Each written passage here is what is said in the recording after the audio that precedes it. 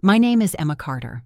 I'm 33 years old, a freelance interior designer, and I live with my husband, Ryan, in a quiet, tree-lined neighborhood on the outskirts of Seattle.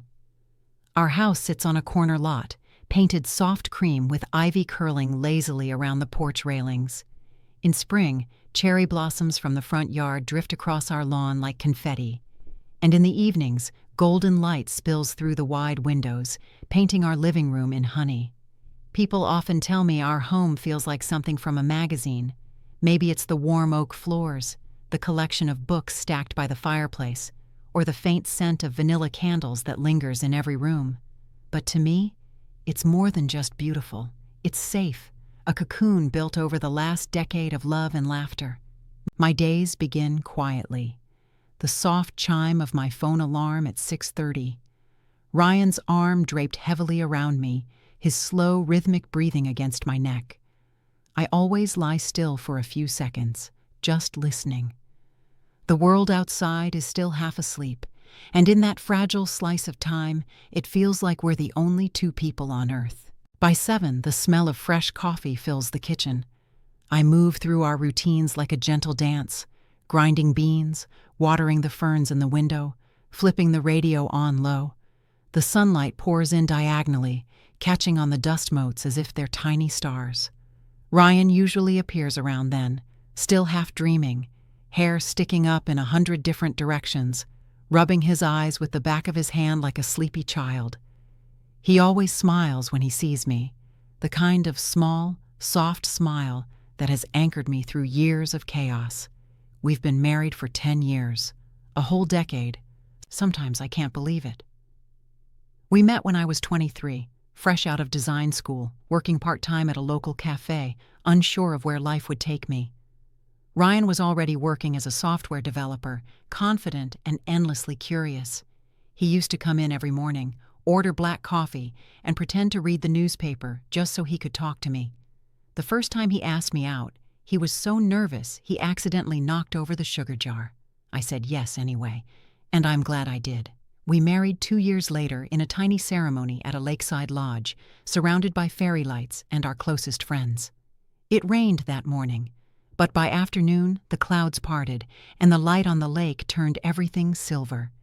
Sometimes when I close my eyes, I can still hear the music from our first dance, soft, slow, and imperfect, like us. Life since then has been steady. We built this house together, piece by piece. I picked the tiles, the curtains, the soft amber bulbs that make every evening glow like candlelight. He wired the smart lights and fixed every creaky hinge. We hosted weekend barbecues, laughed over burned toast, traveled when we could. Our life has been stitched together from 1,000 quiet moments, and those are the ones I love most. Ryan works long hours now, managing projects for a big tech company downtown. He leaves early, often before the sun rises, and sometimes comes home late, shoulders heavy from the day. But no matter how tired he is, he always kisses my forehead when he walks in the door. And somehow, that single gesture feels like a promise, that even if the world wears him down, we are still us. Sometimes, when I work late on my laptop in the living room, I catch glimpses of us in the reflection of the glass. Me curled on the couch, him in the kitchen chopping vegetables for dinner, music humming low. And I think, this is what happiness is supposed to look like. Or at least, that's what I thought. Lately, though, I don't know. It's nothing obvious, nothing anyone else would notice. But some nights when Ryan comes home, there's a certain distance in his eyes, like he's looking at me from far away. He smiles, but it doesn't quite reach his face. He still tells me about his day, but sometimes I feel like I'm listening to someone else's story, not his. It's probably just the stress, I tell myself. He's always been passionate about work, sometimes too passionate. And yet, there's a whisper of something I can't name, curling at the edges of our life like fog. I keep brushing it away. Because everything is fine. It has to be fine, right? It began so quietly that I almost didn't notice. Little things, the kind that seem harmless on their own, like faint cracks in a glass you've held for years. You don't see them at first. You just feel the way it sits differently in your hands. Ryan started coming home later. At first, it was just an hour, sometimes two. He would text, running behind, late meeting, and I'd shrug, set aside his portion of dinner, and keep working on my designs. But after a while, the late nights blurred together until they weren't exceptions anymore. They were the new normal. And then there was his phone. Ryan had never been secretive with it. For years, it lived face up on the counter, buzzing with work emails I sometimes glimpsed while passing by. He never cared, but lately he started placing it face down, always. At dinner, on the coffee table, even beside the sink while brushing his teeth. The first time I noticed, I thought nothing of it. The second time, I felt a flicker. The third time, something inside me went cold. Still, I said nothing. Because what would I even say? Hey, why is your phone suddenly upside down all the time? It sounded ridiculous, paranoid, and maybe I was. One night I found him in the bathroom at midnight, razor in hand, clean-shaven when he'd had stubble that morning. "Couldn't sleep," he said, flashing me that familiar crooked grin, the one that used to melt me. "Thought I'd freshen up." I laughed softly like it was nothing, but inside, something tightened. Ryan only ever shaved when we had plans, dinners, weddings, work events, not for staying home. It wasn't just that. There was a new cologne, too, sharp and unfamiliar, lingering faintly on his jacket when I hung it up. And his clothes. He'd started ironing his shirts again, something he hadn't done in years unless I begged him to before big meetings. I told myself it was just work. He was probably trying to impress someone higher up, maybe aiming for a promotion. That's all. Still, at night, when he came to bed long after me, I would lie perfectly still, pretending to sleep, and listen. The soft click of his phone locking, the sigh as he slid under the covers, the way he lay stiff and silent, facing away from me, like there was a wall between us. I hated myself for noticing, and even more, for caring. One afternoon, I met Claire, my oldest friend, at our usual cafe near Pike Place Market. The place was crowded, clattering with dishes and the rich smell of espresso. She took one look at me and frowned. "You look tired," she said, stirring her latte. "Is everything okay?" "Fine," I lied. "Just busy." "Busy?" she echoed, raising an eyebrow. "Or Ryan." I froze mid-sip. "What about Ryan?" She shrugged lightly, but her eyes were sharp. "You've barely mentioned him lately, and when you do, you sound distant." I laughed too quickly. "We're fine. He's just working a lot." She leaned back. "Just don't ignore it if something feels off." Something in her tone made my chest tighten. "Off?" I repeated. "You know," she said softly, "the way someone gets when they start hiding things." Her words sliced through the noise of the cafe. I felt my stomach knot. I forced a smile. "You've been watching too many dramas." "Maybe," she said, "or maybe I just know you well enough to see when you're pretending." I looked away, pretending to be fascinated by the raindrops streaking down the window. Because the truth was, she was right. I was pretending. That night, Ryan came home late again. The door opened quietly, like he was trying not to wake me, even though the living room light was still on. "Hey," I said, looking up from my laptop. "Hey." He smiled, tired and distracted. He kissed my cheek quickly, already glancing at his phone. "How was work?" "Long." He dropped his bag on the floor. "I'm going to shower." And just like that, he was gone, the bathroom door clicking shut behind him. A moment later, I heard the water running, steady and distant, like static. I stared at his bag lying open on the floor, a few papers spilling out, and for one irrational second, I wanted to search through it. To unzip every pocket, open his phone, check his emails, find something, anything, that would either prove my fears or put them to rest. Instead, I just sat there, staring at the screen of my laptop, the words of my design proposal blurring until they were nothing but shapes. Am I imagining this? The thought haunted me, curling around the edges of everything. Maybe he's just tired. Maybe he's stressed. Maybe I'm reading into things because I've been alone too much lately, because the house is too quiet when he's gone. But late at night, when the house is dark and Ryan is asleep beside me, I lie awake staring at the ceiling and wonder, if nothing's wrong, then why does it feel like everything is? It happened on a Thursday evening, just after sunset, when the sky outside our windows had turned the color of bruised plums. Ryan had texted that he'd be late, again. Working through a deadline. Don't wait up. I didn't wait. I tried to eat dinner alone at the kitchen island, the radio humming low, the clock ticking loud enough to echo in the silence. By the time I was washing dishes, the house felt cavernous, like a stage waiting for its actors to return. That's when I saw it. A glass on the coffee table. A wine glass. At first it didn't register. Maybe it was from last night. But I hadn't had wine last night. I hadn't had wine in a week. My glass set was small, 4-stemmed glasses I'd bought from a boutique shop in Capitol Hill. I was meticulous about them, always washed, dried, placed back in the cabinet in neat pairs. But this one was sitting out, half hidden behind a stack of magazines, and on its rim, a faint smear of lipstick. Not mine.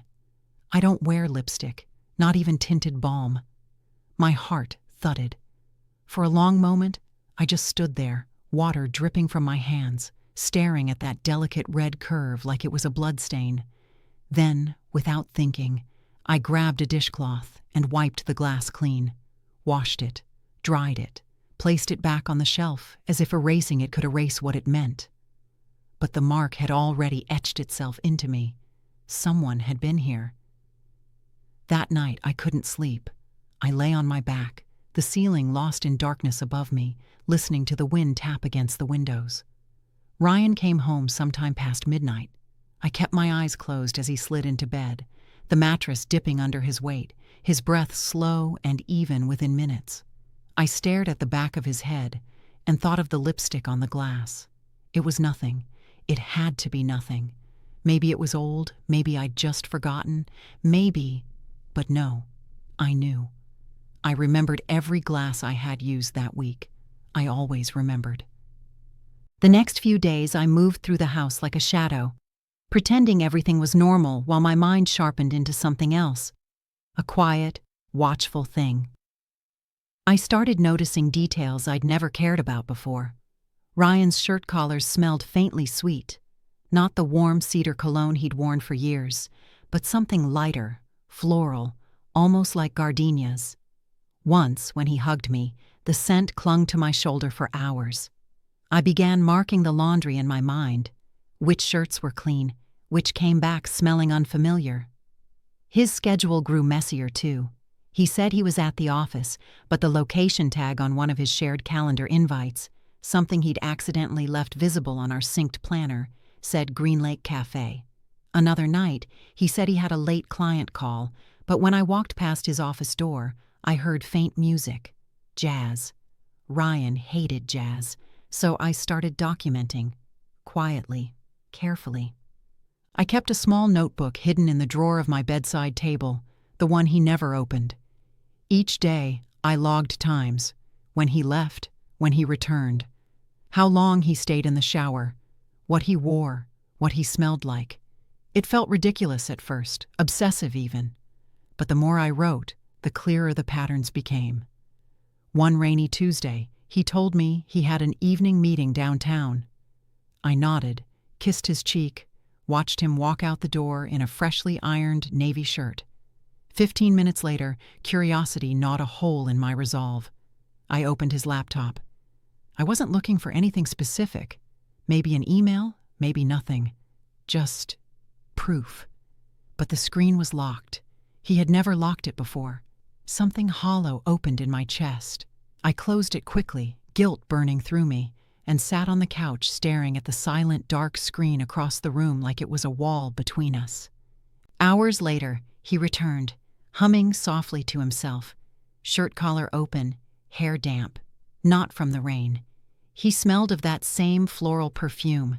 That night, as he slept beside me, I rolled onto my side and stared at his profile in the pale light leaking through the blinds. The face I'd loved for 10 years. The man who had once knocked over a jar of sugar just to ask me out. And for the first time, I wondered if I even knew him anymore. I used to think of our house as solid, anchored, but now it felt like it was built on water, beautiful, fragile, and shifting beneath my feet. Maybe there was an explanation, maybe not. But I knew one thing with bone-deep certainty. Something was happening. And if I didn't find out what it was, it would consume me from the inside out. I broke on a Wednesday night. Ryan had just left again. Late project meeting. The same phrase he'd been using like a mantra. I stood at the window, watching the taillights of his car vanish down the street until the darkness swallowed them.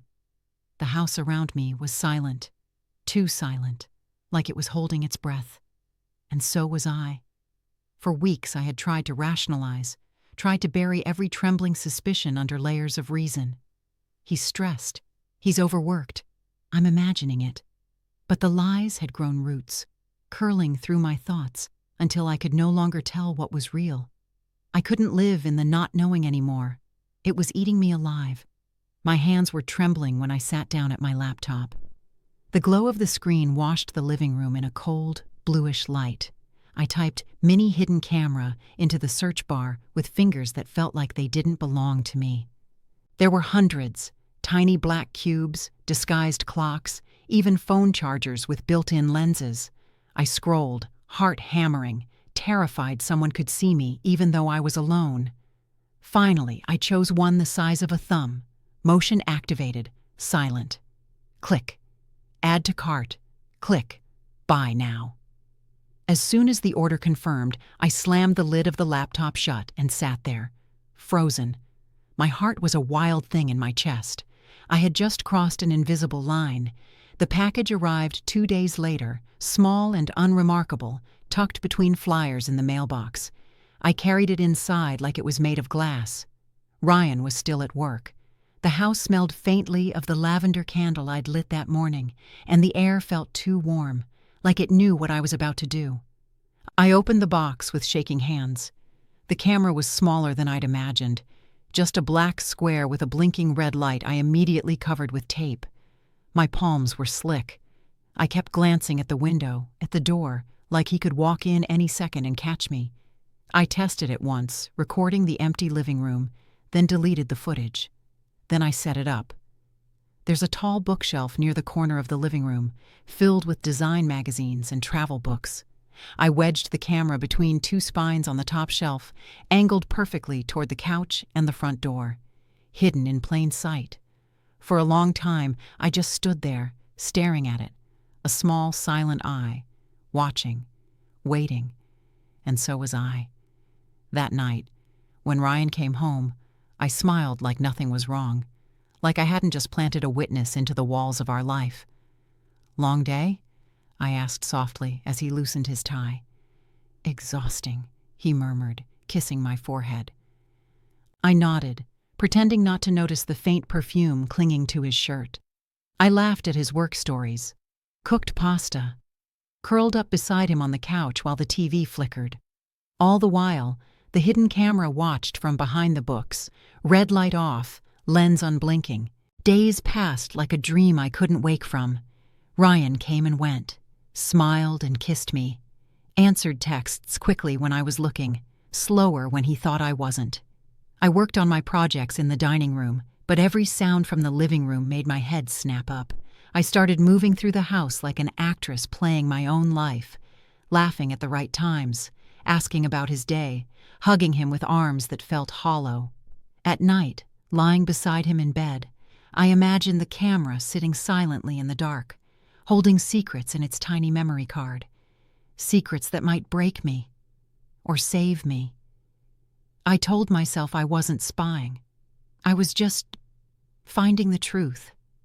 Because if I didn't, the not knowing would kill me first. It was a quiet Sunday afternoon. Rain was whispering against the windows, steady and soft, like static. Ryan had gone out early. "Meeting a colleague for brunch," he said, pressing a kiss to my cheek before disappearing out the door in a freshly pressed shirt. The house was silent now, every room washed in gray light. And for the first time since I planted that camera, I was alone enough to finally look. My hands were cold as I climbed the bookshelf and pulled the tiny black square from its place. It was warm against my skin, as if it had been quietly alive this whole time.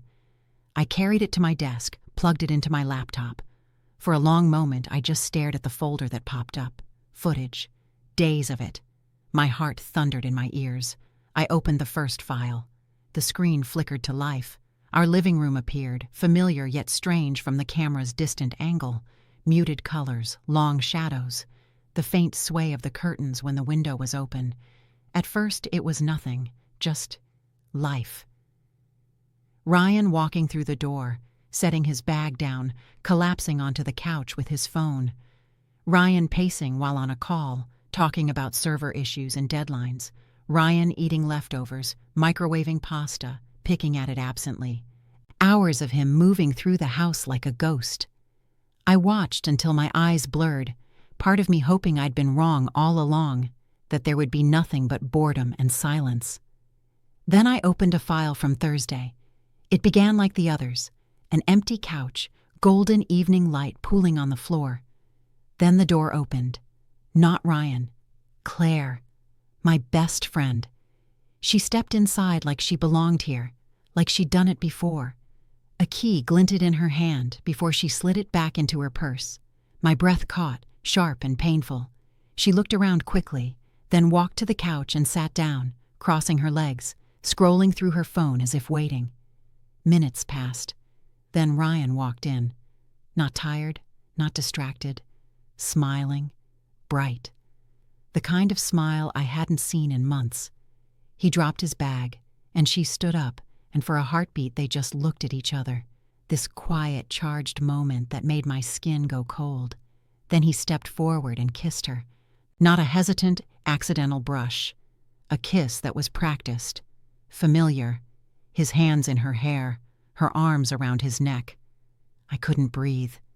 They laughed softly, whispered things I couldn't hear. Claire touched his face the way I used to. He held her like she was something fragile and precious. They moved to the couch, bodies curled close, his head on her shoulder as she ran her fingers through his hair. Later, she rested her palm on his chest, and he kissed her hand gently, like a promise. Something inside me fractured. I don't know how long I sat there staring at the screen. My vision blurred. My body felt far away, like it didn't belong to me. All I could see was them. All I could hear was the echo of their laughter, layered over the memory of our home as I had known it, safe, warm, ours. My best friend. The man I built my life with. A sob clawed its way out of my throat. Then another, and another, until I was folded over on the floor, hands pressed to my mouth, trying to hold myself together as something inside me came apart. Tears soaked the carpet. My lungs burned. I couldn't stop shaking. 10 years. 10 years of love, of routines, of tiny domestic joys, and they had set it on fire behind my back. I curled on the floor like a child, gasping, choking, broken. Eventually, the sobs slowed, leaving only silence. Heavy. Dead. I wiped my face with trembling hands, staring at the paused frame on the screen. Claire's smile, Ryan's arm around her shoulders, both of them glowing in the soft afternoon light like they were living in a world where I didn't exist. And in that moment, it felt like I didn't. The house was so quiet, it felt hollow. I sat on the couch, hands folded neatly in my lap, the laptop open on the coffee table like a loaded weapon. The footage was paused on a single frame, Ryan and Claire tangled together on our couch, her smile soft, his hand resting on her knee like it belonged there. I stared at their frozen faces until they blurred. Then I waited. The sound of the key turning in the lock made my chest seize. Ryan stepped inside, shaking the rain from his jacket, humming under his breath. His smile flickered when he saw me sitting there, still as stone. "Hey," he said cautiously.